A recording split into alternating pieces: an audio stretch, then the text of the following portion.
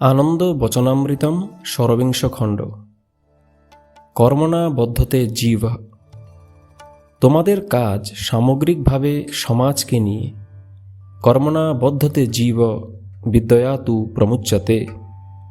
কর্ম যদি বিদ্যাহীন হয়, অর্থাৎ কর্মের সঙ্গে যদি জ্ঞানের সমর্থন না থাকে, কর্মের সাথে বৈদুষ্যের বিদ্যা সমন্বয় না থাকলে কর্ম জাগতিক বন্ধনের কারণ হয়ে দাঁড়ায়।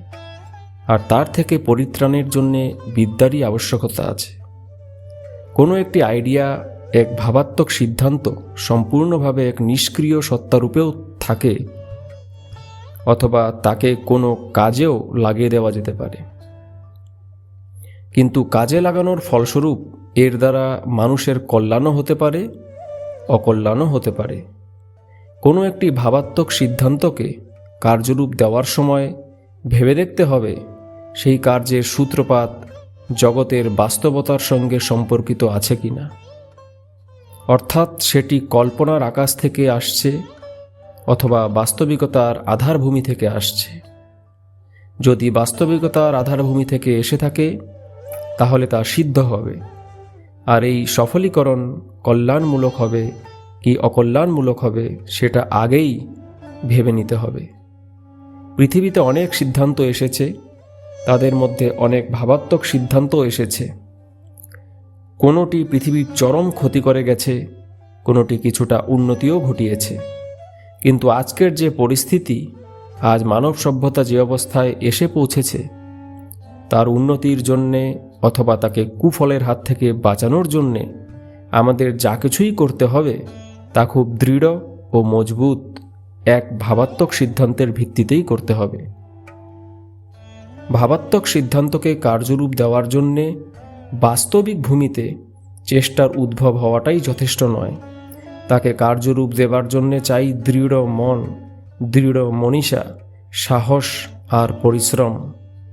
যখন কোনো সিদ্ধান্ত সব মানুষকে সঙ্গে নিয়ে অগ্রসর হতে চায়, সকলেরই কল্যাণ করতে চায়, তখন স্বার্থবুদ্ধির দ্বারা প্রণোদিত হয়ে যা পৃথিবীতে এতদিন ছিল অথবা এখন পর্যন্ত বর্তমানে আছে, সেগুলি সর্বতোভাবে কাজে বাধা সৃষ্টি করার প্রয়াস করবেই। সেটি করা তাদের পক্ষে স্বাভাবিক। এই জন্যে সেই সব মানুষদের প্রতি ক্রোধ দেখিয়ে কোনো লাভ নেই।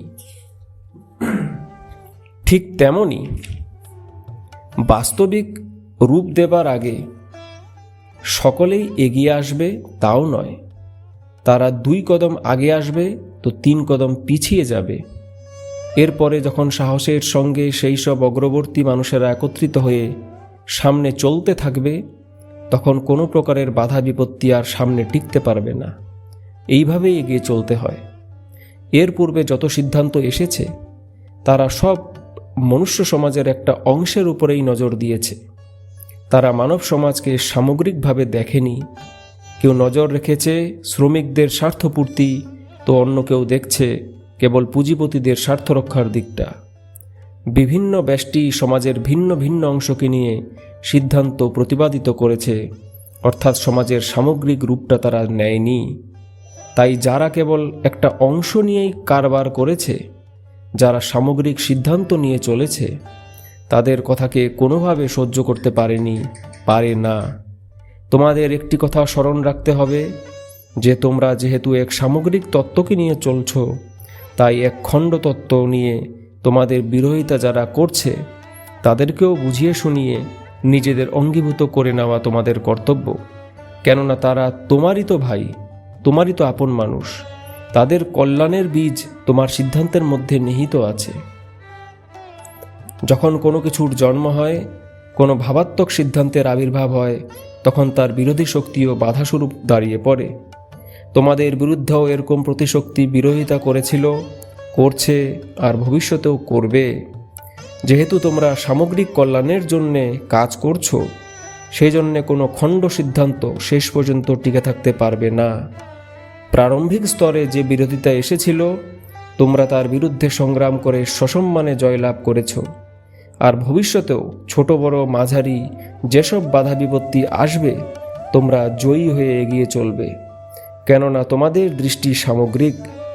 বঙ্গোপসাগর কাম্বে উপসাগর অথবা কচ উপসাগর যতই অহংকার করুক না কেন, তাদের ভোলা উচিত নয় যে তারা সকলেই ভারত মহাসাগরেরই অঙ্গ। সেই রকম যেখানে সামগ্রিক চিন্তাধারা আছে, যেখানে সব খণ্ড চিন্তা তারই অঙ্গীভূত,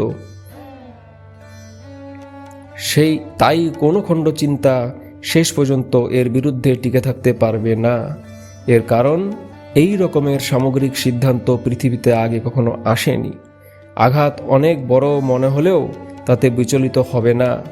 প্রয়োজন হচ্ছে সাহস আর পরিশ্রমের। তোমরা সাহসী আর পরিশ্রমী হও, জয় তোমাদের হবেই হবে। 31 অক্টোবর 1979, পটনা।